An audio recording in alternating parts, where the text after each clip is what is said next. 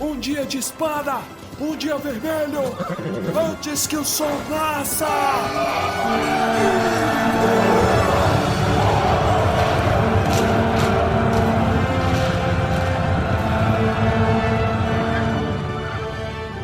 Almares, senhoritos e senhoritas, meu nome é Pedro. Acorda, Pedrinho, que hoje tem campeonato. Dança comigo. Eu tenho que ficar fazendo suas piadas pra você, Pedro. Que bosta. Meu nome é Torres. Meu nome é Baessa e Pedro é um nome muito comum pra músicas. Aqui é o Jorge, e se o condado está pegando fogo, vamos para Mordor. Tá na merda, abraço vaso. É uma referência que o povo aqui não vai pegar. E aqui é a Vevs e eu estou surpresa que ninguém se apresentou como Obi-Wan, que até recentemente, até semana passada, eu não sabia quem era. Eu perguntei pros meninos se era uma pessoa ou um animatrônico. Hoje eu sei quem é. Porque a Fernanda disse que era o Christian de Moulin Rouge. Tudo fez sentido. Vocês me decepcionaram. E hoje, então, estamos aqui na beira do abismo infernal, na boca da dor e do sofrimento que é quente pra ver a dor acontecendo. Muita dor. Esse é um capítulo proibido para mães. Para mães? Proibido para mães. Aqui Finalmente, eu sei que vocês estavam na expectativa de acompanhar o final da jornada desses dois hobbitescos tão lindos e maravilhosos. Final do livro. Chegamos ao final do livro. Que não é, mas é o final do livro, que não é o final do livro. É o primeiro final, né?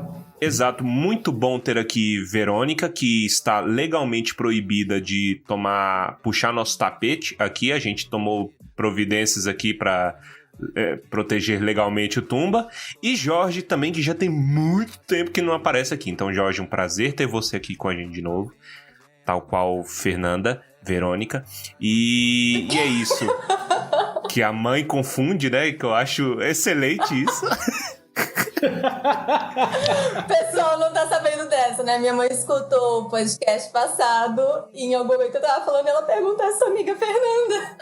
A minha própria mãe.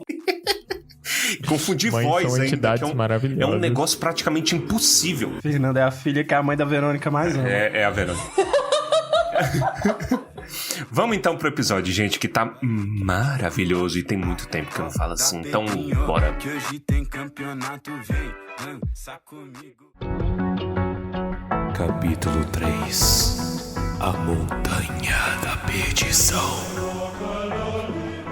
E vamos então começar este episódio e primeiro vamos falar um pouco sobre a estrutura do episódio. Vamos, porque a gente sempre fala a mesma coisa. Essa caminhada inicial deles é um processo de tortura extremo, cara. Eu me senti extremamente incomodado, porque eu fiquei me imaginando nas condições de você, tipo, você ter um destino que você consegue fazer ali um dia estando em condições normais, mas você tá praticamente rastejando. Você mal tem água. Em vários momentos, eles simplesmente desistem de se esconder, deita e dorme. No começo aqui, eles estão tipo, mano, tá de boa, velho. Se pegar, pegou. Eu imagino eles xingando, né? Falando assim, bicho, vou dormir. Mas pode ter alguém ver, vai, não tem ninguém aqui não. Chega esse negócio, tipo... Cara, pra quê? Olha em volta, né? Completo desespero. E ele é desconfortável. Desconfortável é uma boa palavra. Eu gostei que o Pedro falou do desespero, porque aqui a gente trabalha com isso mesmo. Essa foi exatamente a sensação que eu tinha lendo esse capítulo. Eu tava desesperada. Mas aí eu lembrei que isso é Tolkien. E que em Tolkien é propósito. Na verdade, principalmente no Senhor dos Anéis, existe essa dicotomia entre esperança e desespero o tempo inteiro. E aí eu fiquei pensando, né? Momento etimologia com Vevs Valadares. Momento que você não pediu, que eu vou dar gratuitamente. Tô lembrando do Tolkien, né? Tá pegando contagioso. Desespero vem da mesma raiz etimológica que esperança. Que é, né, do latim esperare. Que é quando você tem a expectativa, a confiança de que algo bom vai acontecer. E aí você coloca esse prefixo des, é um prefixo negativo, então você está desesperançoso, você tem uma desesperança, você não está confiante. E aí Tolkien vai trabalhar justamente com essa dualidade, em que você não vai ceder ao desespero, porque você tem que ter esperança até o fim. E essa é a grande diferença entre Tolkien e outros autores que trabalham ali mais ou menos na linha dele e o Grimdark, por exemplo. Em que no Grimdark é tipo choro, sangue, choro de criança, acidente de trem, isso aí. Andar de rio, atravessar o barco, ficar com o neném, jovem. Vim comentar de livro e terminei aprendendo coisas. Sim. Se ferrar. Filme, A gente já devia ter acostumado 3 anos já aprendendo coisa contra a nossa vontade. Eu só queria comentar que já é a segunda vez que alguma coisa que a Verônica fala me lembra uma música específica do Padre Marcelo Rossi.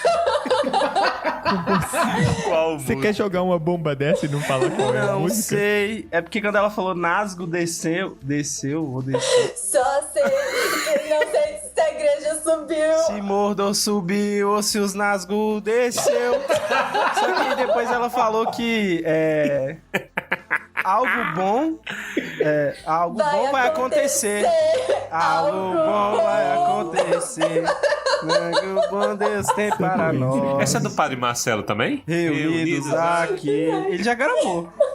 Primeiro que eu nunca ouvi a música, mas eu fiquei feliz com ele. A pessoa veio ouvir podcast e ganhou o show do Padre Marcelo Rossi. Exato, o Padre Marcelo Rossi, um abraço pro Padre Marcelo Rossi, que Marombeiro. já poderia ter feito todos os personagens desse livro, entendeu? Ele enquadra em todos. Verdade. Hoje ele seria provavelmente o Boromir, pra meter, Boromir. pra quebrar as noites traiçoeiras na porrada. Um abraço pra Padre Marcelo Rossi, que talvez escute, viu? Vocês nunca duvidem disso aí. Vai que... Voltando pro desespero. Essa primeira etapa consiste nessas... Vamos colocar como tiros. É um tiro, né? Uma caminhada e um descanso. Uma caminhada e um descanso. Eles têm pequenos problemas durante esse tempo.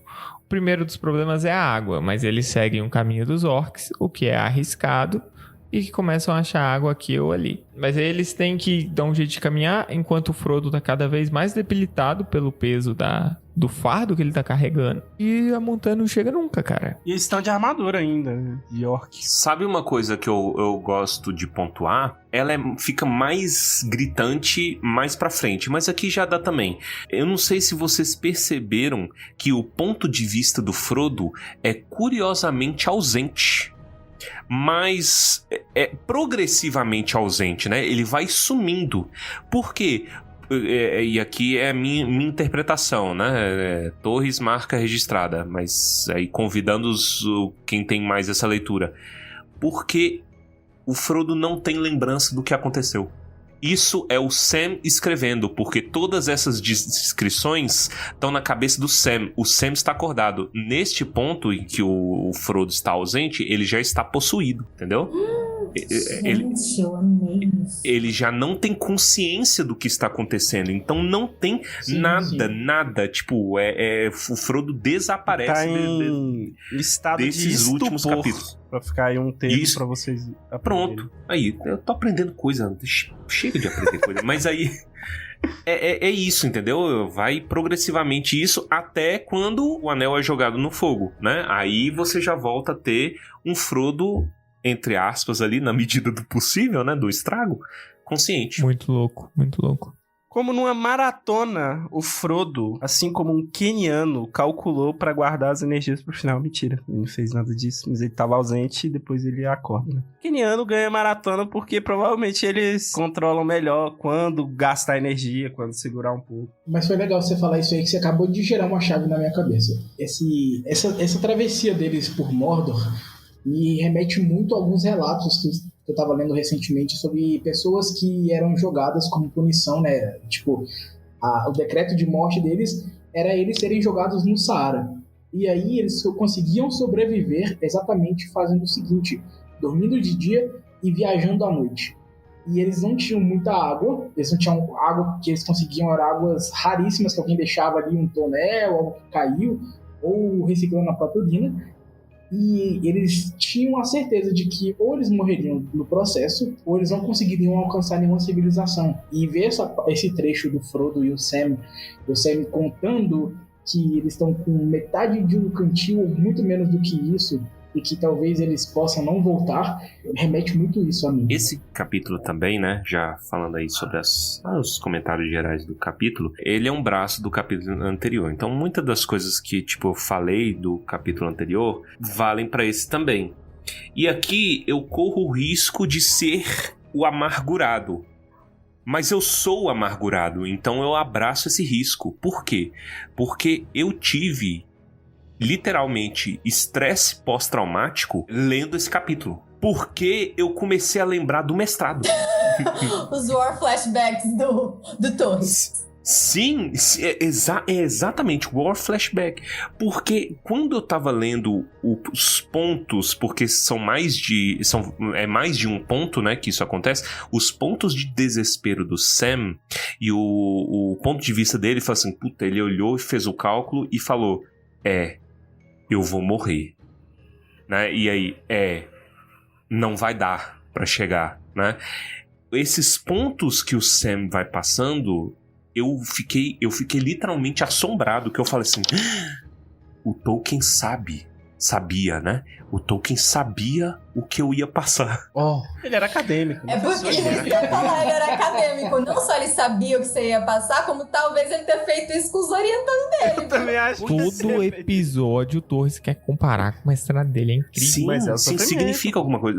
Mas isso é verdade. Eu tô tendo muitos War Flashbacks quanto mais perto eu fui chegando da Montanha da Perdição. Porque, Que cara... é um título não, de mestre. Literalmente. Quando foi chegando no final do mestrado, eu cheguei a ficar 2 meses dormindo 4 horas por dia. Eu não sei se vocês lembram, mas o Tumba, ele atrasou um tempo, porque eu pedi arrego pros meninos. Eu falei assim, gente, não dá. Entendeu? Por favor, tenha piedade. E os meninos, graças a Deus, tiveram piedade.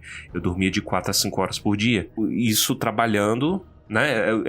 Eu era a encarnação daquele meme. Durmo 15 minutos por dia e tô muito bem, olha pra mim, né? E aí É um esqueleto.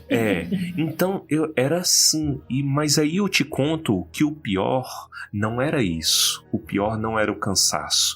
O pior era o desespero de voltar do trabalho, porque na época eu tava trabalhando paralelamente. Era eu voltar do trabalho desesperado, falando, eu não vou conseguir. E era um sentimento, né, de ansiedade que me congelava. Eu voltando, eu sentia frio enquanto eu tava voltando. Podia ser o burnout, mas podia ser também o psicológico, porque eu tinha um desespero e eu chorava, falava assim, não vai dar. Eu vou me ferrar, literalmente. Entendeu? Existia essa pressão psicológica e aliado a muitas outras questões de um mestrado meio fudido, que aí, quando eu li isso, retornou e eu falei assim, caralho, é isso, o cara sabe. E fica aí a experiência e a crítica ao mundo acadêmico pela última vez. Maria, eu prometo que não vou fazer isso. Conta pra gente, tu queimou a tua dissertação? Que agora eu tenho certeza absoluta que você jogou a sua dissertação no fogo. Não, eu nem imprimi. Eu pude deletar com Ctrl Shift Delete. No meu caso foi tudo digital, né? Então aí teve esse rolê. Assim, mas... Convenhamos, é uma coisa que eu não falo. Eu tenho orgulho do trabalho que eu fiz. Assim como, sei lá, o Sam tem orgulho do anel, né? Não coisa. Então, tipo, eu olho aquilo e eu falo assim, puta merda, é guerra, ferida de guerra. Eu olho e falo assim, caralho, o que foi que aconteceu aqui? Mas eu tenho orgulho do que eu fiz. O problema foi o processo, entendeu? E o que me custou. Tal qual. Caraca, o Torres tá indo contra qualquer coisa, né? Que a galera fala, não, valorize o caminho, pô, o resultado não é o mais importante. Não, tudo mentiroso, velho. Olha aí.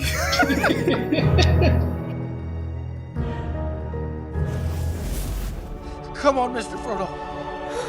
I can't carry it for you. But I can carry you. Come on!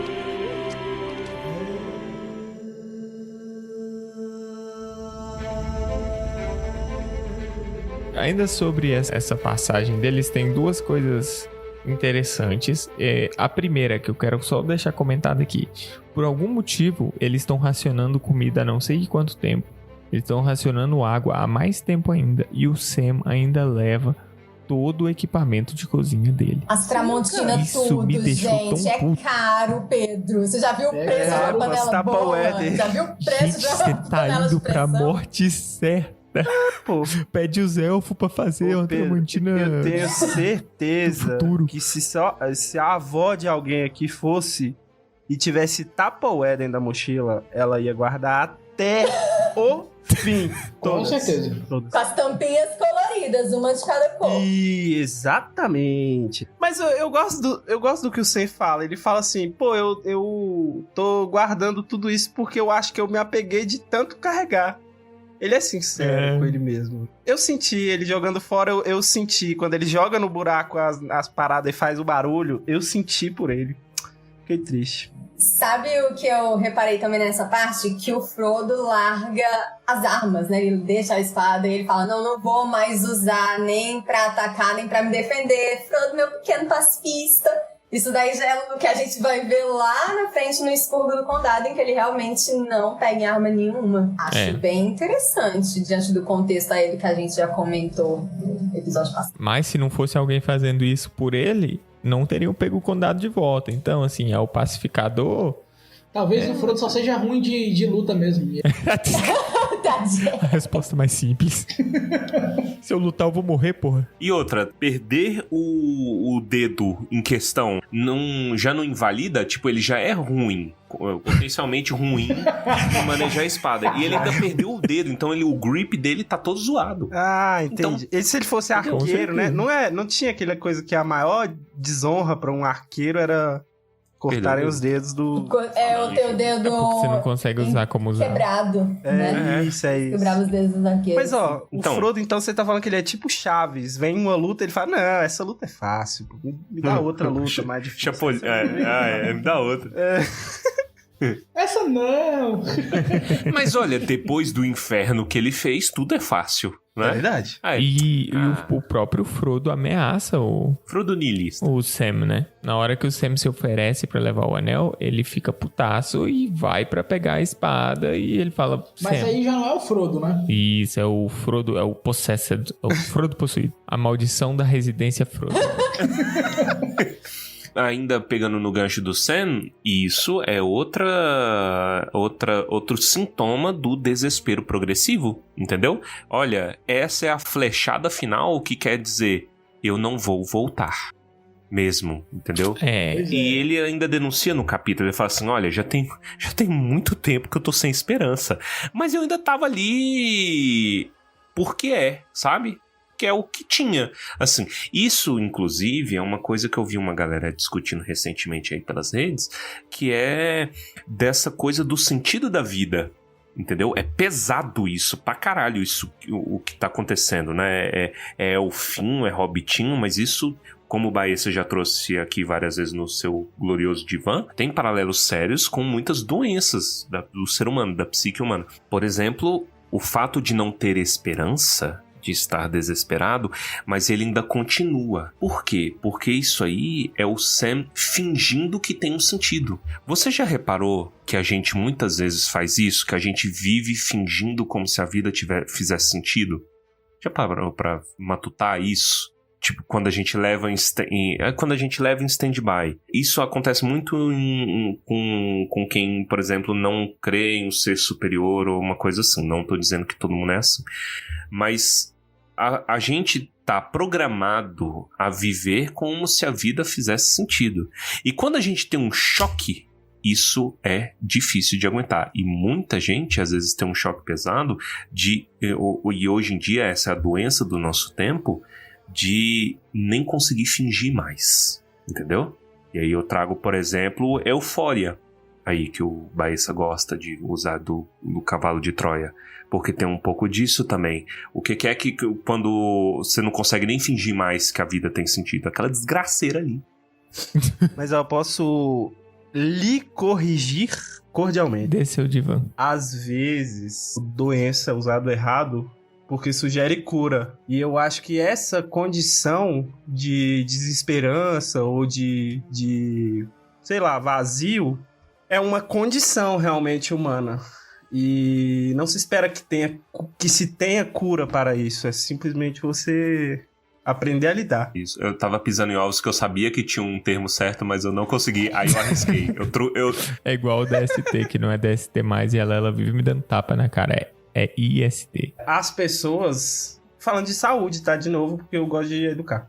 Eu, o super educador. Mas saúde não é ausência de doença, cara. É bem-estar. E aí a OMS define 5 coisas como bem-estar. Bem-estar físico, mental, social, financeiro e espiritual. Que aí entra um pouco no que o Torres falou também, sabe? Estar bem, bem-estar espiritual, e eu acho que ele tocou um pouco nesse assunto, né? Mas você tem que pensar sempre nesses 5 níveis de bem-estar, não de ausência de doença, mas as pessoas pensam isso. E o Frodo negativou esses 5 aí, viu? Já tá, ele tirou 1 em todos os dados referentes a esses estados. Entendeu? Que aí é bom, quando você para pra pensar nisso, você vê o tamanho da miséria dele. Nossa, essa discussão no qual tem esse rolê de é tudo inútil do Sam, é uma discussão dele com ele mesmo. E é um momento de...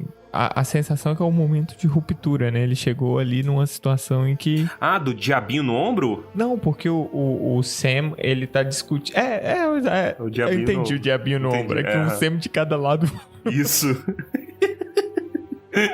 Porque ele discute várias coisas aí. Ele discute... O Frodo consegue? O Frodo não consegue? Ele sabe onde são as fendas da perdição? Tá óbvio que não sabe. Mas ele tá mantendo aquela discussão do mesmo jeito. E ele fala, é tudo inútil, mas ele chega à decisão de que se for pra morrer andando, ele vai morrer andando, e é isso, porque ele já chegou até ali.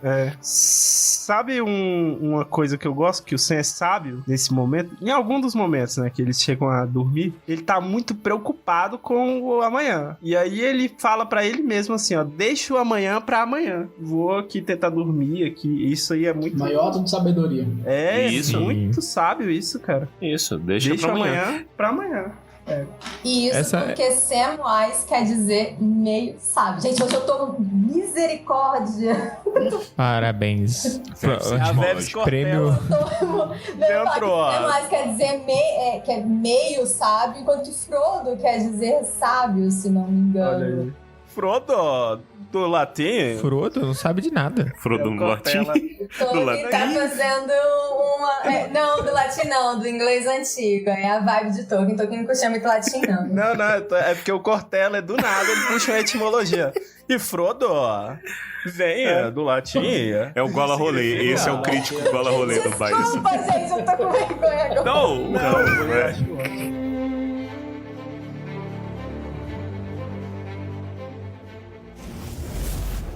Come on, Mr. Frodo. I can't carry it for you. But I can carry you. Come on!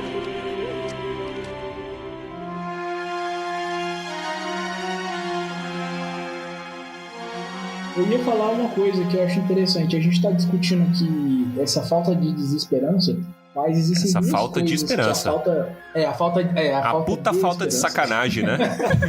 Mas olha só que bacana. Quando você tá no fundo do poço, só existe uma direção para você ir, né? E o Sam tem um ato meio assim, sabe? Quando ele chega à conclusão de que tá tudo perdido, ele vira e fala: vou chegar lá, nem que eu deixe para trás tudo, exceto meus ossos. E eu mesmo vou carregar o Sr. Frodo lá acima, nem que quebre minhas costas e meu coração. Então pare de discutir. Então ele para de tentar ser racional com tudo o que pode acontecer, se vai existir um caminho de volta, como ele mesmo calcula, quanto de álcool eles vão precisar. E ele fala assim, ó, eu preciso de ir. Eu tenho uma demanda que o próprio Gandalf me deu e eu preciso de cumprir. Se o Gandalf me deu, quer dizer que ele tem um plano. E ele confia, isso, entendeu? Deus dará. E vai, entende? A gente começa a ver que o Sam vai sendo guiado exatamente por essa, como posso dizer, por esse foda-se ligado, né? E ele vai fazendo as coisas na base do ódio mesmo. Uhum. E de na novo, base do tem que ir. Olha aí, ó. Ele finge que tem um sentido. No coração dele a dúvida é constante, né? Essa dúvida do... Tem sentido, não tem, qual é desse negócio, mas ele continua.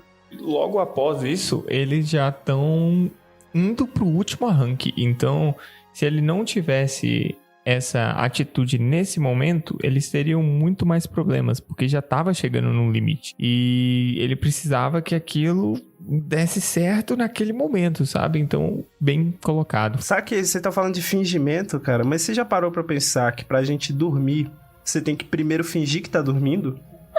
E aí você consegue dormir. Eu nunca entendi como isso funciona, mas eu aceito. Eu amo o Baez. Então funciona de alguma forma, cara. Fingir que tá acontecendo faz acontecer. Fingir que tá Fake until you make it. É tipo isso daí.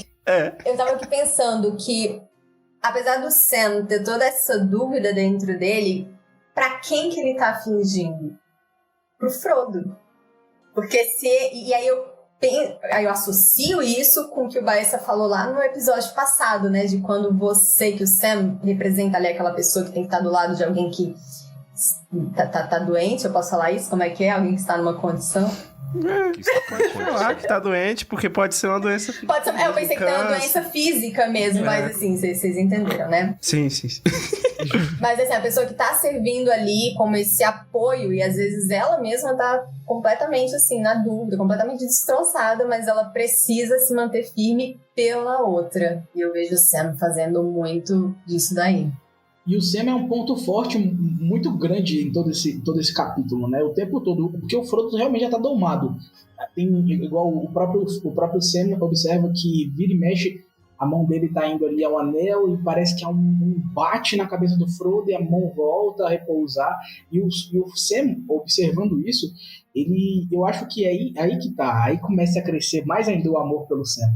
Que é ele ver tudo isso acontecendo, ver o peso do fardo do Frodo, e ainda assim ele fala assim, eu preciso de ser a base aqui, eu preciso de segurar esse velho, porque senão daqui a pouco a demanda toda vai embora simplesmente por causa disso. E aí o Frodo, o Sam, nesse momento, ele é o pavimento literal pro Frodo chegar até lá, né? Porque ele fala, agora é o último fôlego, vamos. E aí o Frodo diz que não aguenta mais, e aí ele volta a reiterar o que ele já tinha dito, que se o Frodo não conseguisse, ele ia carregar. Ele fala, né? Posso não carregá-lo pelo Senhor, mas posso carregar o Senhor e ele também. E aí o estádio vai à loucura, a gente chora, a gente aplaude, joga almofada na TV quando tá vendo filme. Que cena maravilhosa, tanto no livro quanto no filme. Posso falar uma coisa? Muito bom, fale coisas. Me sancionem, mas eu gosto mais da cena no filme do que no livro. Howard Shore, né, velho? É porque tem trilha sonora. Mas não é por causa da trilha, é porque no livro, Tolkien diz que foi um arranjo, né, que eles fizeram, tipo... Senhor Frodo, sobe aqui nas minhas costas que eu vou carregar o senhor. No filme, ele joga o Frodo no ombro como se fosse um saco de batata. Muito bom. É outra coisa, é outro nível de desespero, é outro nível de heroísmo também, né? Não que ele não seja bonito no livro, mas no filme, e aí entra, né, a trilha sonora de Howard Shore, e aí é gráfico, né? Porque a maquiagem está perfeita em ambos. Tudo ali é muito bom. E aí, é assim, é o Frodo, é o Sam carregando o Frodo e o Howard Shore carregando os dois embaixo. Shore, que homem perfeito. Meu Deus, eu te amo, Howard Shore.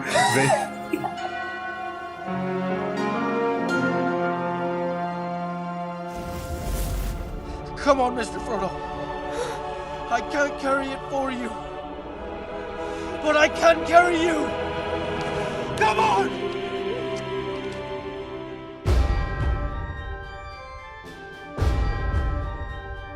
Eu tenho uma pergunta sobre essa cena. Pergunte. Ele está tão leve por causa da magreza do processo ou porque ele já está sendo consumido pelo anel?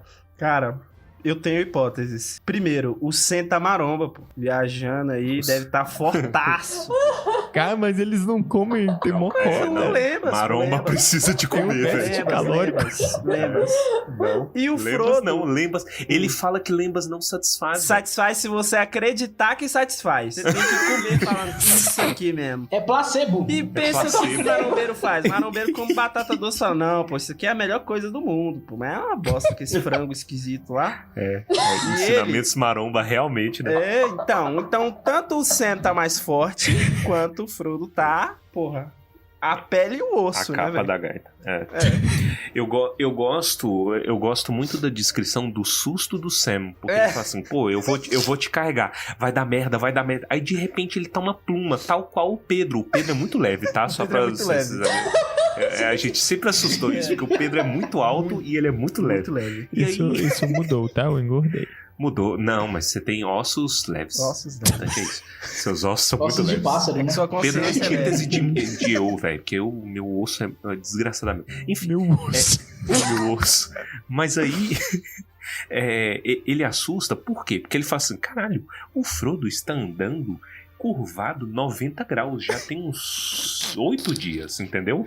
E aí, esse anel deve estar pesando pra caralho, e de repente ele percebe que não, o anel é levíssimo, o Frodo pelo menos, né? Porque ele esperava estar carregando 1 tonelada, Frodo mais anel. E não, ou seja, está tudo na mente do Frodo. Olha. Mas isso aí é bem explicado exatamente abaixo, né? Que ele fala que o Frodo tá todo debilitado por causa da ferroada no topo do vento, a ferroada da Larok. E vocês ainda têm coragem de falar mal do Frodo, gente. Eu acho isso um absurdo.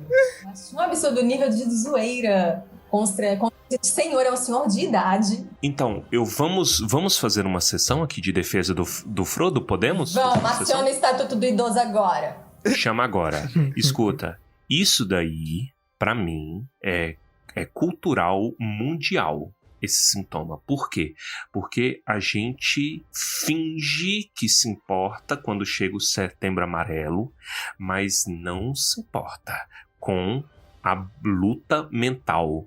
O desafio, o esforço hercúleo, uma luta mental, uma luta interna, uma luta espiritual, de bem-estar, de condições mentais. Então, toda essa batalha intensa, eu denuncio aqui, eu aponto meu dedo para Hollywood tem isso, que ela é muito difícil de se traduzir por natureza, eu acho. Ela é muito difícil de traduzir pro visual. É lógico que existem excelentes trabalhos, mas ela é difícil. Porque a gente valoriza muito o físico, o épico, o Howard Shore botando... gráfico, né? o Howard Shore botando o piano pegando fogo. A gente falou do Cisne Negro antes, e o Cisne Negro é... A gente falou em off. Isso.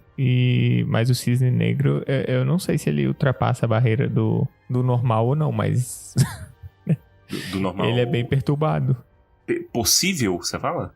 A história é verdade, Veves? Não, né? Não, inclusive não é um filme muito bem visto no mundo do balé, porque ele perpetua a ideia de que bailarinas são neuróticas. E se a gente for ver, isso é muito sintomático de filmes que envolvem... Vou jogar minha carteirinha de feminista agora, tá?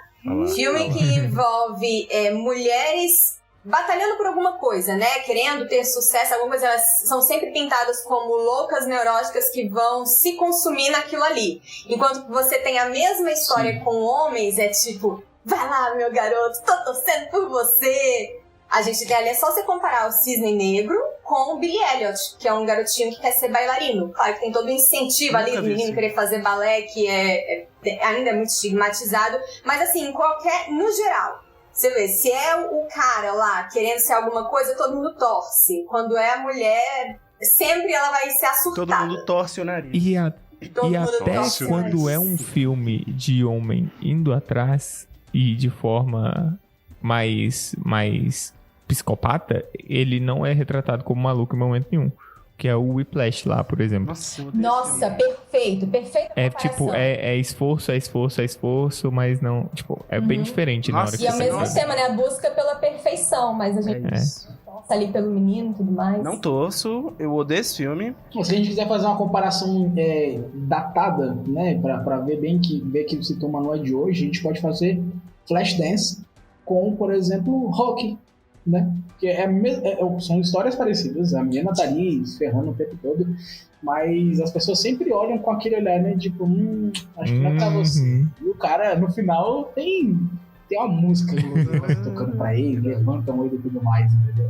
Então, por exemplo, pegando nesses esquemas, o Frodo, ele acaba tendo essa alcunha de molenga. O Frodo falha.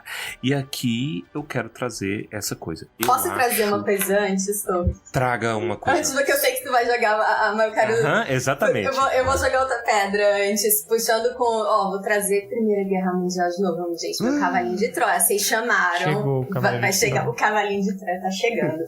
Mas Já que a gente tá falando sobre essa questão das condições mentais, transtorno, mas me ajuda. Travei. Pode falar. Tá vendo? É difícil. Pode falar transtorno. É porque eu associo muito. Se a gente for pensar, né, nessa analogia ali com a Primeira Guerra que a gente fez no episódio passado e vocês fizeram os episódios também, pensem em todos os veteranos que voltaram com transtorno do estresse pós-traumático e que foram vistos exatamente da forma como a gente vê o Frodo. Nossa, gente, seu covarde. Tu fez mais do que a tua obrigação e tá aí choramingando. E assim, a situação dos caras é bem triste. Não tinha tratamento, muitos se tornaram alcoólatras, muitos se suicidaram. Muitos, hein? Muitos. E aí, a galera pinta o Frodo como fracote. O Sam é o personagem principal da história. É o seguinte... geralmente a gente é contra a violência aqui, a gente fala, mas quando a pessoa falar que o Sam é personagem principal, você pode agredi-la, entendeu? Porque todo mundo é principal. Não tem só o Sam é principal. O Sam, de forma alguma, ele é pequeno nisso, ele é gigantesco nisso, por razões que a gente já vem pontuando há algum tempo. É o Bear Grylls, afinal de contas. Mas o esforço e a luta do Frodo não pode ser desconsiderada. Então, existe uma análise muito boa de um canal que eu gosto muito, e eu já trouxe ele várias vezes aqui, e quem vai se lembrar aí, o pessoal que maratona, eu não consigo lembrar qual que é o episódio exatamente, mas eu fiquei devendo essa análise sobre a falha moral do Frodo há muitos episódios atrás. Este é o momento e esse é o payoff, que vem desse canal Hello Future Me. Eu gosto muito dele e recomendo. Então eu não quero traduzir, eu quero que vocês vão lá e vejam. Mas ele discute umas coisas excelentes sobre a natureza do Anel, a escrita do Tolkien e a visão dele como pessoa, a visão teológica dele, que ele deixou ali alimentar secretamente a obra, né? Tá escorrendo, tá sangrando a teologia que o Tolkien era devoto. E aí a discussão seria se a falha do Frodo no final, ela é uma falha moral. O Tolkien, ele rejeitava o conceito de modelo, né? Um personagem modelo. Ai, meu Deus, mas o Sam é um modelo pra mim, porque ele aguenta tudo, ele é maravilhoso. Mas o Sam, ainda assim, ele é humano, não tem nada sobre-humano. O modelo, ele vai além disso, é uma figura que ela tá fora da humanidade, né? O Frodo, ele chega no momento final em que ali, na fenda da perdição, nem a luz da Galadriel chega. Eu gosto muito disso, assim, fudeu-se, nem a luz da Galadriel chegou, lascou-se, entendeu? Quer dizer, ali é o coração do demônio, o coração do mal. E naquele ponto, evocando a discussão que a gente teve no episódio passado, não dá pro ser humano continuar, entendeu? E a falha do Frodo, ela não é uma falha moral. Uma falha moral é se você falha dentro do seu limite. Alguém te pede um dinheiro e você, por maldade, sei lá, foda-se esse mendigo de merda, não dá. Alguém te pede ajuda pra alguma coisa e, entendeu? Tem mais o que fazer, cada um com seus problemas. Sabe o cada um com seus problemas que eu fico zoando o tempo todo? É isso aí, entendeu? Isso seria uma falha moral. Ali é como se o Frodo tentasse segurar uma pedra gigante. Isso tá até numa carta do Tolkien. O que aconteceria se ele tentasse segurar uma pedra gigantesca? O corpo dele ia quebrar. Da mesma maneira o espírito. Como que o Frodo é redimido disso? Ele é redimido pelo perdão, que ele está presente desde o primeiro capítulo, ouso dizer até do Hobbit, né? É contínuo. O perdão de Bilbo, a pena de Bilbo governará o destino de muitos. A pena de Frodo governou o destino de muitos. A pena de Samwise governou o destino de muitos. Porque o Sam perdoa ele também. Ele fala assim, caralho, velho, vamos matar essa criatura aqui. Entendeu? Ele tem pena ali no lugar que menos poderia se ter pena, inclusive, né? Que é na porta do diabo. Essas coisas que eu estou trazendo aqui, é o Tolkien, autor, discutindo na obra dele mais sobre a natureza do bem e do mal. né? Eu falo que os personagens, eles são mais cinzentos do que o senso comum deixa a gente acreditar. Porque eles têm bem e mal dentro deles, né? Mas a natureza do bem e do mal, elas são distintas, elas não se misturam. E aí ele discute essas coisas. E aqui eu levanto a bola para Veves falar sobre o bem e o mal. Essa discussão que o Torres trouxe é algo que eu queria que chegasse para todo mundo que está começando a ler Tolkien ou para quem já lê há algum tempo e acabou circulando ali no meio daquelas conversas de que Tolkien é muito maniqueísta. Tolkien é uma obra em que o bem é bonzinho e o mal é malvadão, porque aqui a gente vê como que ele está num outro patamar de complexidade. Eu entendo que realmente, assim, à primeira vista, a gente fica com essa impressão de que existe um lado completamente bom e um lado completamente mal, mas é que nem o Torres falou. Para Tolkien, a discussão que ele traz sobre bem e mal não é uma discussão aqui no nível do mundano, no nível do ordinário. É no nível extraordinário, é um nível completamente sobrenatural. Em que a gente tem uma força benigna e a gente tem o mal existindo, mas com aquela ressalva de que não são forças de igual poder, porque senão isso seria maniqueísmo e Tolkien não era maniqueísta, né? No mundo de Tolkien, o mal não faz nada, ele não consegue criar nada, só corromper aquilo que foi criado pelo bem. Pelo amor de Deus, parem de usar essa frase pra falar mal da série. Amém. Correto. A Veves incorporou o Dinho do Mamonas Ela, Assassinas, né, velho? Pelo amor de Deus, parem com essa porra! E toda essa discussão sobre a falha moral do Frodo, se houve uma falha moral ou não, no Legendário, o Tolkien ele vai mostrar que o mal, ele sempre vai existir. E que não é uma regra que o bem vai triunfar sempre. Que a impressão que as pessoas têm, né, que em Tolkien o bem sempre triunfa. Gente, desculpa, você não passou da página 2. Que o que a gente tem ali é que mesmo quando triunfa, não é aquele final, novela do Manuel Carlos, sabe, a Bossa Nova, Helena ali no Leblon. Não, logo mais o mal volta novamente, que é a longa derrota aí do Bingo Torres. E por isso que o bem precisa estar sempre operando e se renovando. Onde que caberia a gente falar de uma falha moral? No George Martin. E que a gente não tem esse poder sobrenatural, a gente não tem essa discussão mais metafísica, digamos assim, sobre bem e mal. Ali a gente fala, né, o que ele diz, né, o mal que existe no coração do ser humano, o coração do ser humano luta com ele mesmo.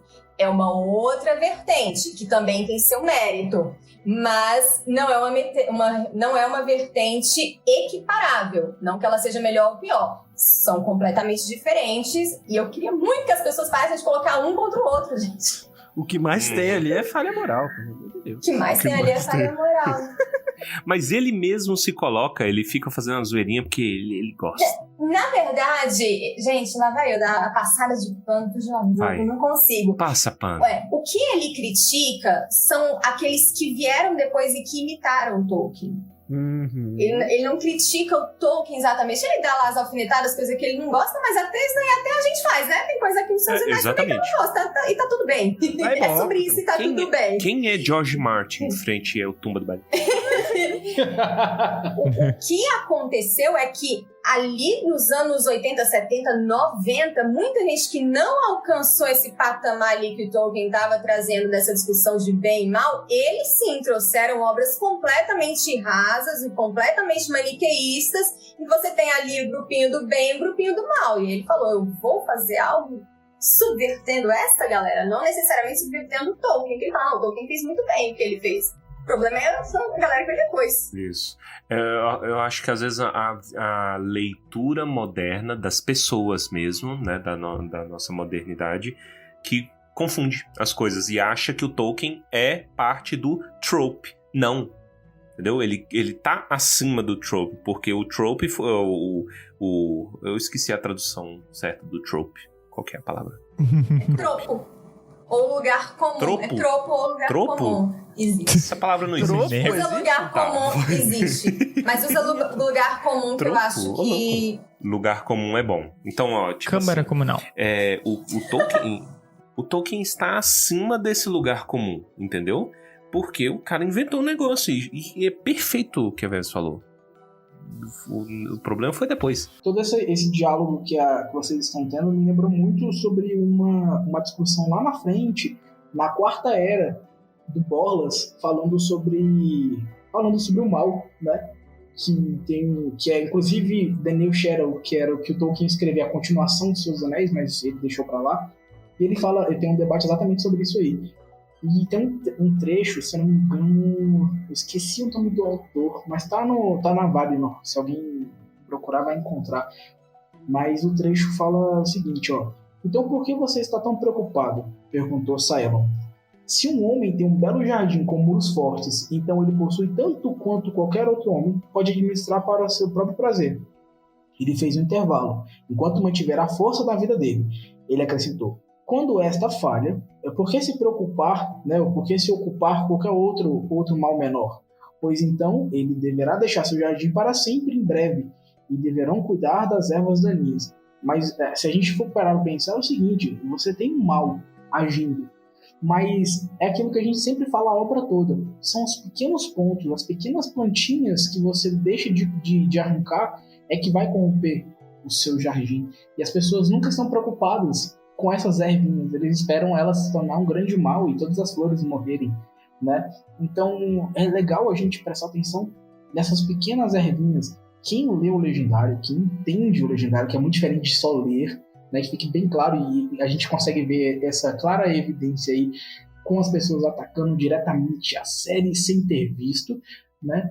Que é o seguinte, você tem ali ao longo de todo o Legendário, pequenos pontos, pequenos momentinhos ali, vá lá deixando um ser menor fugir e não chamar ele de volta para ter um tete-a-tete, sabe? Que vai culminar no fim da Terceira Era lá, com o Frodo, tendo toda essa carga, que a gente poderia aqui somar todos os anos da Terra-média, que querendo ou não, cai em cima de um pequeno, de um hobbit, entendeu?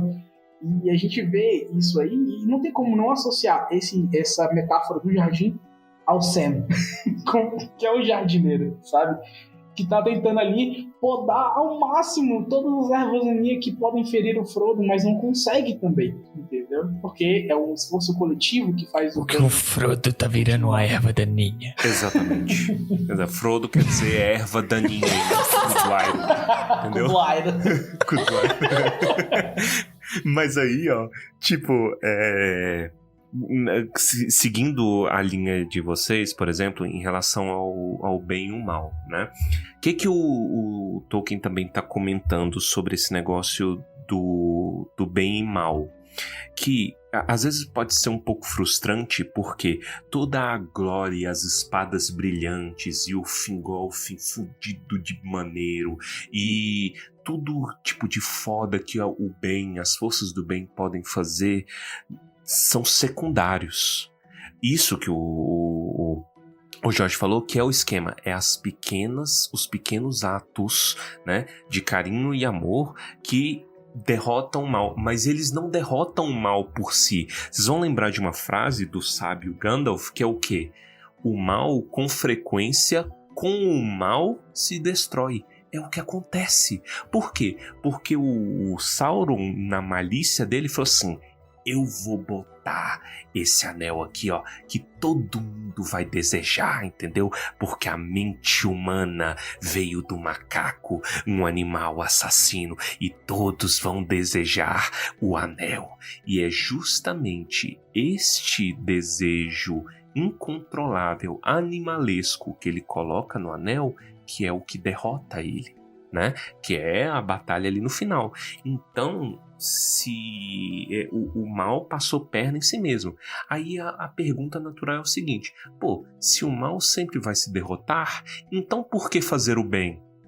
É uma pergunta, né? Né? Se o mal se derrota, pra que eu vou fazer coisa? Mas aí toda a obra, ele escreveu 1000 páginas de livro para descrever justamente por que tem que fazer esses pequenos bens. E os atos de perdão, eles têm que seguir, e no final, e aqui que é o suco, é o mel do Tolkien se entregando aí, né? Como católico, inclusive. Porque ele chega e fala assim, os bons atos, né, the good deeds, os bons atos que você fez, eles te redimem na tua hora mais sombria.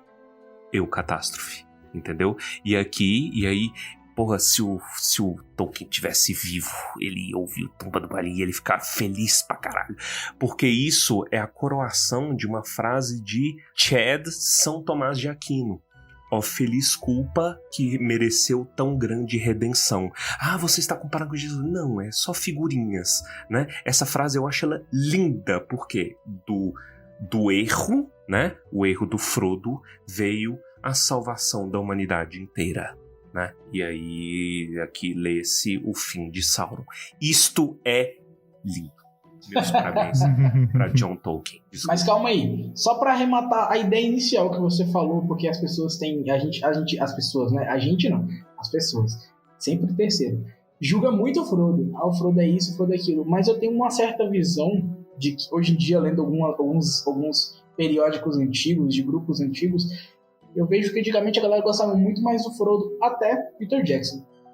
E aí eu penso o seguinte, que talvez, a crítica maior do Christopher, e aí agora a gente junta lá o papo de velho, que tenha, que deve ter falado que de fato o filme de Senhor dos Anéis ficou parecendo apenas uma campanha de RPG capa-espada, né, de heróis com espadas e vilões com outras espadas, e o melhor que vença. Acaba levando essa visão, porque realmente parece muito mais maniqueísta o filme do que completamente, o tanto que o Frodo, ele entra numa briga com o Gollum, fica aquilo bem mal. Sim, exatamente. Isso, exatamente. O fato do Frodo sentar e chorar porque o Gollum pegou o anel, isso é essencial pra esse final do livro. E aqui a gente tropeça na grande dificuldade de adaptação, né? Por quê? Porque essa profundidade que a gente tá aqui, essas camadas, que não é obrigatório, você não tem que ser católico, você não tem que ser nada pra entender esse tipo de coisa, né? Essa profundidade só existe no livro. Agora, eu posso fazer o advogado do Peter Jackson? Passa porque eu vou ser a pessoa que fica lá do lado da mesa que eu aprendi, né? Agora aprendi da Johnny Depp, né? Tem um advogado, a pessoa que fala assistente da advocacia. Sou eu. Vai lá, Torres. Isso. É o seguinte. Esta cena, ao meu ver, ela é perfeita no livro. Concordamos nisso? Ela é perfeita no livro. Qual que é o nome da Verônica? A escrivã. Ela não concorda ou discorda com nada, ela só registra. Eu não posso. É verdade, ela não pode. Ela não pode. Ok, ela tá com uma peruquinha branca, entendeu? Eu vou só te passando as folhas pra você ir fazendo seu argumento. Exatamente. Então, concordamos que essa fé. Eu acredito, e aqui eu assumo a culpa por essa opinião, que o Peter Jackson conseguiu o impossível. Peter Jackson / Fran Walsh / Philippa Boyens.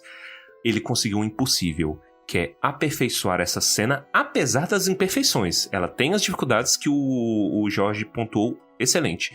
Sabe o que é? Tipo assim, o que ele acaba perdendo em termos de profundidade na hora ali da briga do Frodo, né? O Frodo babando e aquele tipo de coisa. E, ao meu ver, ele ganha quando ele resolve colocar uma cena. Que ela é bizarra, o Frodo cai na lava de frente, de repente ele está segurando, né? Numa posição impossível. Ela é bizarrinha, mas tudo bem. Que cena que eu estou falando? Don't You Let Go.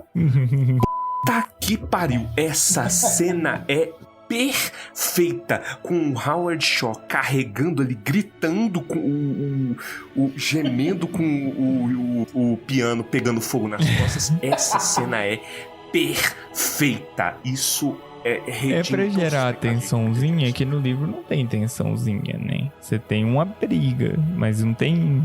E filme sempre tem que ter aquele negócio. Você sabe que não vai dar nada. Cara, o ódio que dá quando a praga cai na lava e não morre. Por que ela não morre? O anel tá chamando o Frodo. Essa é a última tentativa de ganhar alguma coisa. Vem, Frodo.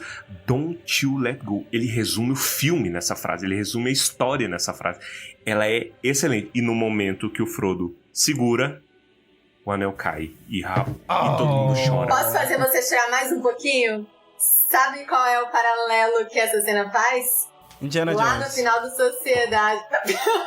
Que Indiana Jones? Lá no final do Sociedade do Anel, quando o Sam tá se afogando e o Frodo segura ele. Oh, é É a verdade. mesma coisa, só que ao Rima contrário. visual. Isso é Rica. A rima riquíssima, rima rica, preciosa. riquíssima. Eu tenho um quadro com essa imagem. A gente deveria ter chamado a Beatriz pra participar aqui. Bia sempre sofre tentando defender menino Harry das atrocidades que o roteiro faz com ele. Porque todos os momentos de heroísmo do Harry, eles deram pra Hermione. O Harry fica parecendo iludido com magia até o último ano de Hogwarts. E acontece uma coisa parecida com o Frodo nos Seus Anéis, que todos os momentos de heroísmo dele também ou não existem ou são dados pra outros personagens. E aí sempre é a mesma coisa, né? Ele anda, olha pra trás. Oh, Sam. É isso. Frodo. Oh, Sam. No filme não tem o Frodo e o Sam se arrastando como insetos pra chegar no final da jornada, né? No filme. Isso é anticlímax, né, brother? Não sei. Ia aparecer soldado, cara, da Primeira Guerra. A Verônica ia ficar feliz. A Verônica, ponto. Prioridades. Alegre a Verônica.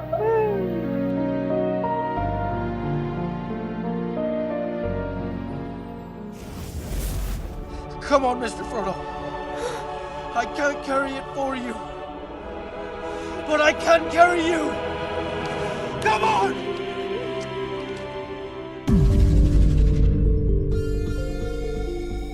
Em termos de capítulo, fechou? Chegamos ao final, com ele se arrastando como um inseto, segundo o Baez. Não, ele se arrasta como inseto, aí tem toda a queda do anel.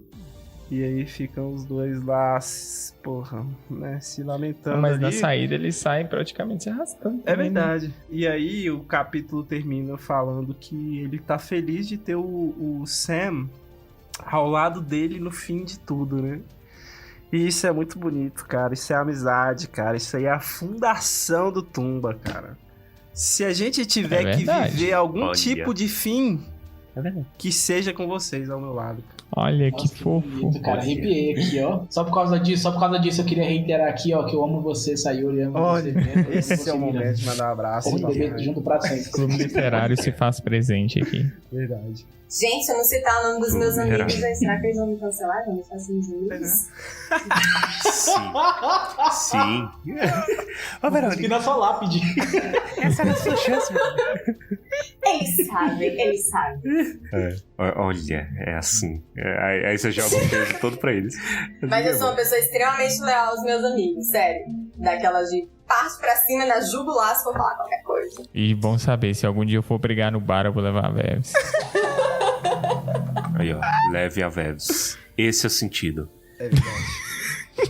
Tem uma coisa que eu acharia que seria legal a gente falar, que é assim que o Frodo coloca o anel na montanha e desaparece, né, pro Sam, todas as coisas focam nele, e por um leve segundo os orcs que não tem domínio próprio, não tem própria inteligência, eles ficam perdidos sem um mestre, porque aparentemente nossa, quase que eu... Aparentemente, eles mudam de... Eles mudam de senhor, né? Porque o anel, que concentra em quase 99% da essência, né, é levado pro seu senhor, no ponto de criação total do mal. E é o Frodo agora. Por um leve segundo, o Frodo muito é o louco, Senhor dos Anéis. O Senhor dos Anéis. Olha! Que bonito, massa. Hein? Isso é muito massa. Eu vou usar essa frase. Sabe outra coisa?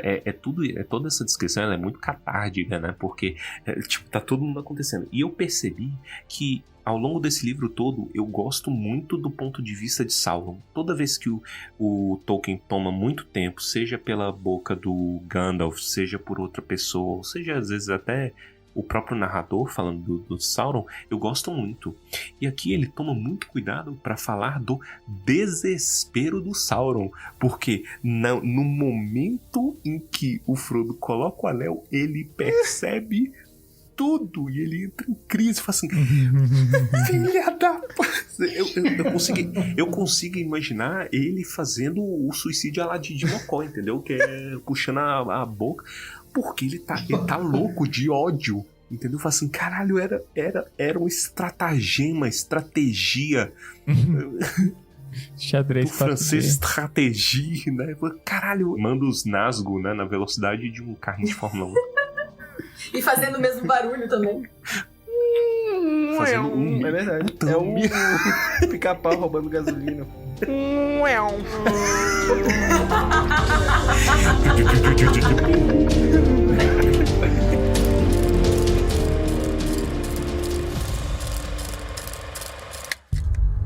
A trilha continuava subindo.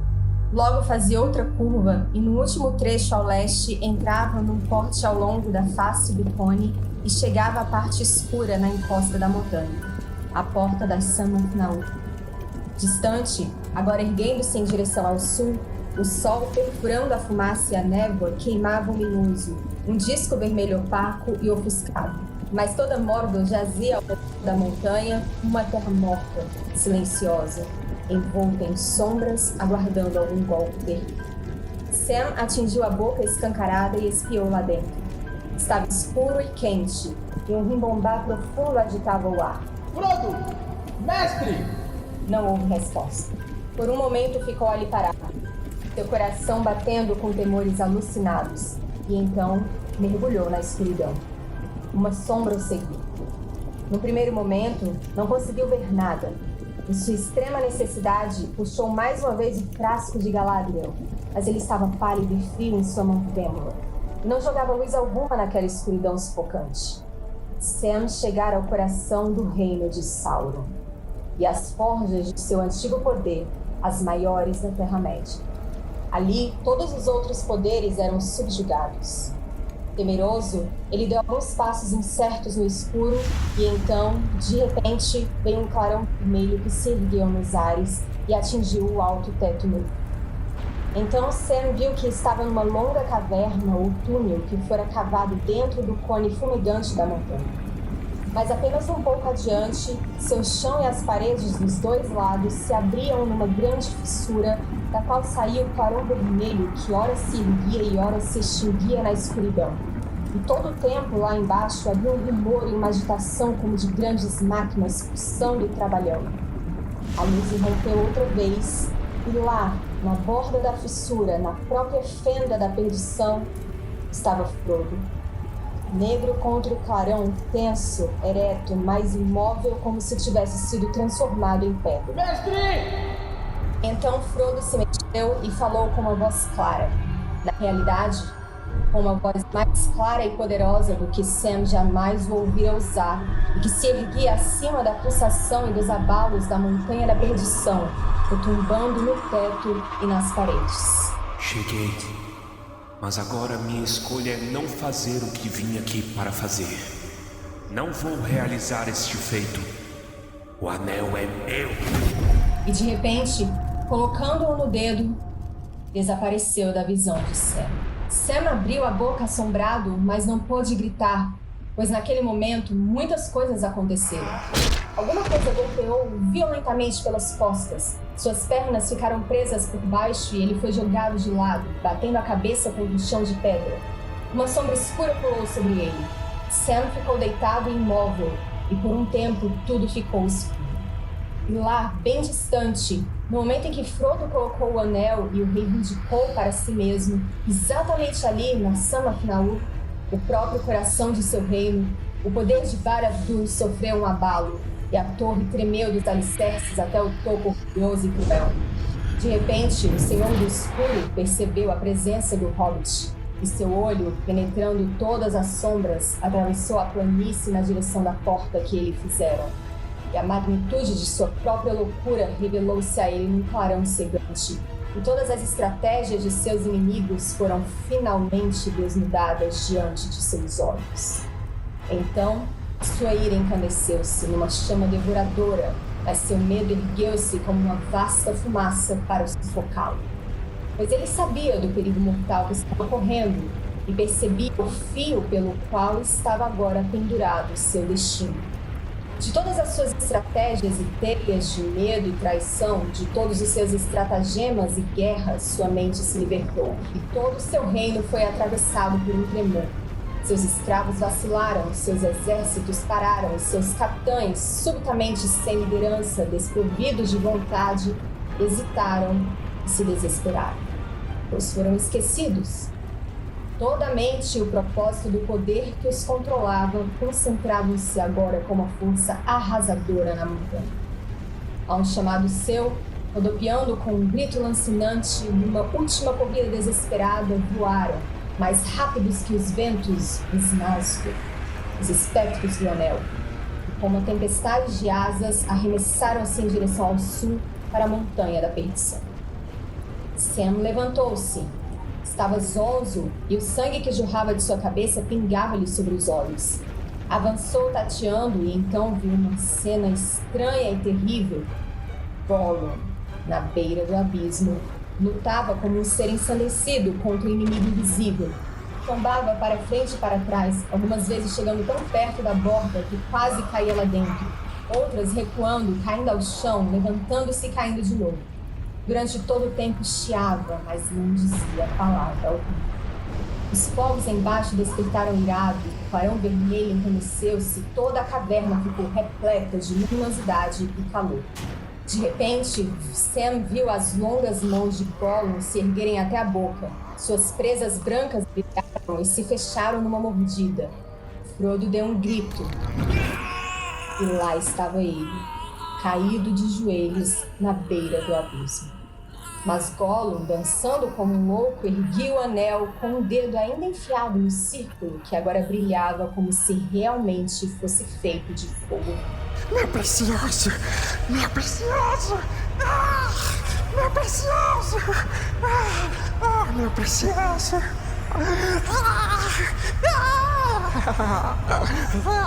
E assim, no momento em que erguia os olhos para se regozijar com sua presa, deu um passo grande demais, tropeçou, vacilou por um momento na beirada e então, com um grito agudo, caiu.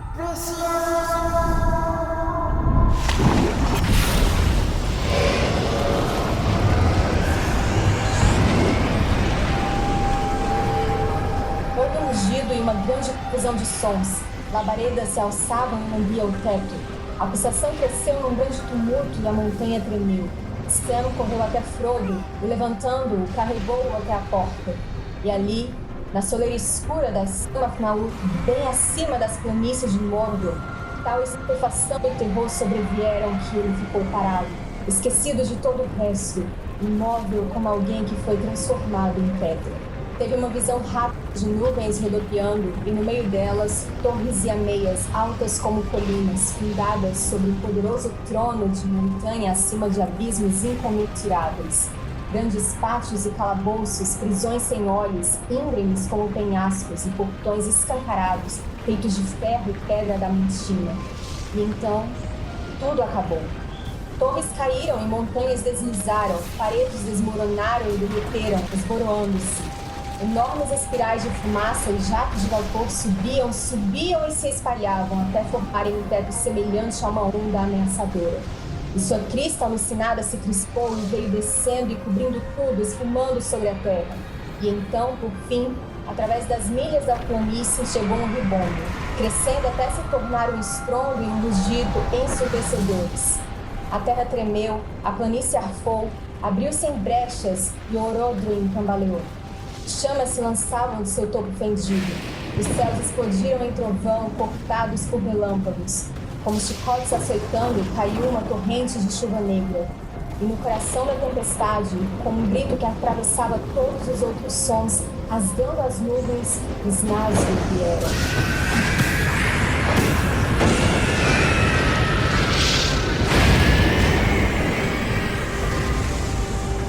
Caindo como raios em chamas, como se estivessem presos na ígnea destruição da montanha e do céu.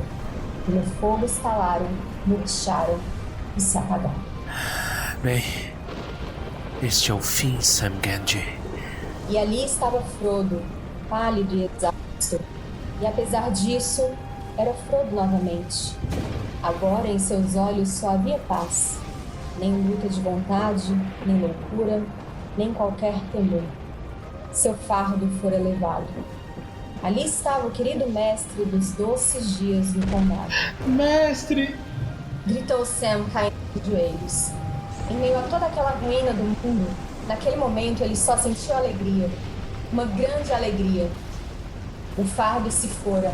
Seu mestre se salvara. Voltara a si de novo. Estava livre. E então Sam viu a mão mutilada, sangrando. Sua pobre mão!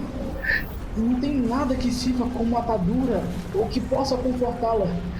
Eu preferiria dar-lhe uma de minhas mãos inteira, mas agora ele se foi. E está além de qualquer alcance.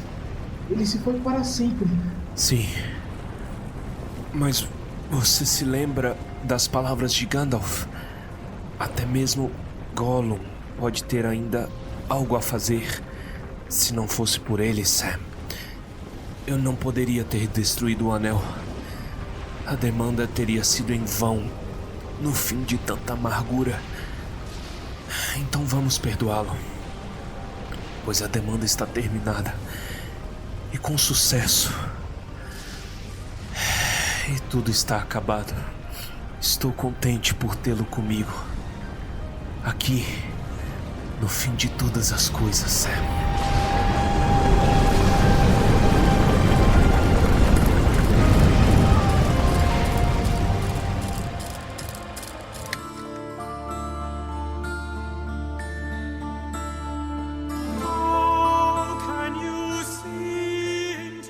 E com isso, então, essa discussão eclética, talvez? A gente falou de tudo. A gente falou de tudo, a gente agradou todos os povos, nós somos o Norvana da mídia. Tudo. A gente gostaria de agradecer a vocês, nossos queridos ouvintes, como sempre. Isso aqui só acontece por causa de vocês, então muito obrigado. Não deixem de nos seguir nas redes sociais, Tumba do Balim no Instagram, Tumba do Balim no Twitter, mande e-mail pra gente no tumbadobalim@gmail.com.br. A gente vai gostar de receber e de interagir com vocês por lá. E nesse episódio... Episódio. Olha, falando que nem nenê. Com o Dwairo. Minha voz falhando. E nesse episódio tivemos 2 participações especiais. Vevs Nanda, que já é de casa. Muito obrigado, Vevs. Meninos, muito obrigada pela oportunidade de ter participado mais uma vez desse capítulo maravilhoso. Sério, muito obrigada mesmo. Maravilhoso. Olha, tá vendo? Catástrofe. E Jorge, também voltando... Alguns bons episódios. Ok, já gravou alguns episódios aí com a gente, né? E eu agradeço. Eu quero falar 2 coisas. A primeira é que esse capítulo tem uma ligação sentimental comigo e nesse último mês muito maior. Eu, inclusive, já falei com o Torres sobre isso. E o segundo é... Galera, segue lá nas redes sociais. Na rede social principal, no Instagram. O CLTB. É só procurar por Clube Literário Tolkieniano de Brasília. E em breve nós temos novidades aí pro mês de junho. Pra quem for de Brasília, claro. E em breve eles também vão começar a postar foto das árvores de Valinor, porque elas aparecem uma cada esquina em Brasília quando chega. Vocês deviam fazer uma campanha, tipo assim, chega agosto, eu acho que o IP amarelo é mais ou menos agosto, né? Então chega agosto, setembro, aí fala, ó a gente aí,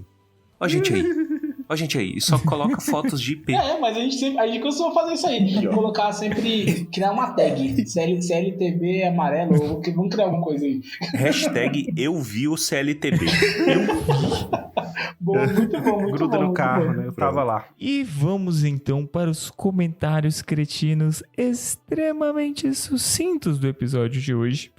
E hoje eu quero começar com o Baessa. Eu fiquei pensando, quando o Sam levantou o Frodo e tava leve, me veio na cabeça o Thor e o Mjolnir, que alguém provavelmente consegue levantar o Thor com o Mjolnir na mão. E aí eu fiquei pensando, será que essa pessoa é digna? Muito bom. É um ótimo questionamento. Vamos lá então com Vevs. Esse capítulo me fez ter vários flashbacks da Verônica pré-adolescente vindo Evanescence. Toda vez que falava que o Frodo estava lá desesperançoso, ele virava: Sam, ajude-me, Sam. Eu só conseguia pensar: Look me up, this I came Caralho, bom demais, velho. Por mim, eu vou dizer que eu não lembrava desse capítulo ser tão gore quanto ele é. Gore? Ah. E isso, cara, o cara tava dançando com um pedaço de dedo na mão. É verdade, né? Com o anel ainda brilhando. Sei lá, a descrição meio surtado pra mim. É só isso. Eu estava lendo, eu senti um nível de nojinho que normalmente eu não sinto lendo Tolkien. E sorte sua que o Peter Jackson não comprou a ideia, tá? Porque aquele filme do Peter Jackson lá... É verdade. Sorte minha não, seria maravilhoso se o Peter Jackson comprado a ideia. Dá pra ver o dedinho do Elijah Wood dobrado. O que no filme do Peter Jackson o Frodo fazem com o Frodo? Não, então, no filme eles fazem isso, mas não tem sanguinho. Ele larga. O sangue é todo no dedo do... Tipo, ele tira o dedo e joga forinha. O efeito prático ali é tão aparente que eles evitam mostrar a mão do Frodo pós-mordidinha do... Mutilada. Mordidinha do Gollum. Foi um golpe de respeito, viu? Porque se o Peter Jackson tivesse invocado ali o passado dele, ele ia destruir 3 filmes em uma cena. 3 litros de sangue jorrando do dedo. Vamos lá então com o Jorge. O Sam guardou as panelinhas dele lá e tudo mais. É sério, gente, panela é bom demais e quem se muda sabe quanto panela é necessário. Essas panelas ficaram lá como uma forma de memória, tipo, ninguém voltou lá, tipo, é panela, gente. Tipo, as pessoas cruzam estados por panelas, de verdade. É verdade. Tipo, eu cruzaria Mordor novamente só pra reaver minhas panelas. Nossa, isso é com certeza uma frase que podia você ter, falaria. né, velho? Um spin-off de um orc achando as panelas e usando. Aí vai, são 4 águias, né? 3 levando gente e 1 levando as panelas. Ele guardou certinho onde tava a panela, e aí ele, no final, né, quando o fim de todas as coisas, aí ele tá mirando certinho no lugar, né? E ele vê um meteoro saindo da montanha da perdição e caindo certinho no lugar onde tava. Tá, essa era a minha panela. Eu não tenho uma alegria nessa vida. Caraca. E vamos agora então encerrar com Torres. Eu tomo 2 comentários, um cretino e um sucinto. Começo com sucinto, que é uma coisa que eu percebi nessa releitura, né? É que provavelmente o Sam e o Frodo, eles acreditavam que era o fim do mundo mesmo. Né? Uma boa Tava tudo explodindo, lava caindo. Isso, inclusive, às vezes pode até ter batido uma raiva, fazendo, caralho, falaram que ia resolver as coisas, nós acabamos de destruir o mundo, velho, jogando essa merda aqui, o que aconteceu? E, bom, por fim, né, aqui nós terminamos o Retorno do Rei, então eu quero dizer o seguinte, que eu fico feliz que vocês estejam comigo aqui no fim de todas as coisas. E esse sentimento, né, esse sentimento aí do Frodo que o Baessa já evocou ao longo do episódio, né, que é justamente a dignidade de você ter a pessoa no final, né, você ter uma pessoa importante. Então, acabou me dando um sentimento bem, tipo, digno e pesado ao mesmo tempo. A gente fala assim, poxa, é uma dignidade muito grande, eu gostaria de morrer assim. Então, se o fim do mundo chegar, que seja falando essas coisas. E aí agora vocês têm que tomar cuidado, porque tudo que eu falo nesse programa acontece. Então fiquem alertas aí, gente. Qualquer coisa, se aparecer um vírus aí, a pandemia mundial, vocês ficam atentos. Então. Eu já avisei da varíola do macaco. Eu tô aqui há 3 meses avisando vocês do macaco animal assassino e aconteceu. Verdade. Gente, eu amei que eu tô em celular. Agora a gente terminou o Retorno do Rei.